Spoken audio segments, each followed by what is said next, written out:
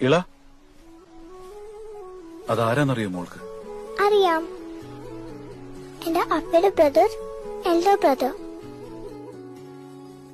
അവൾ വളരട്ടെ, എന്റെ ഉമ്മയുടെ മോളായിട്ട്.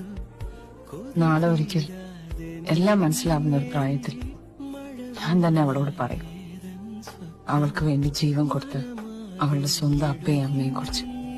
പുലരികളിൽ നീ തന്നതല്ലേ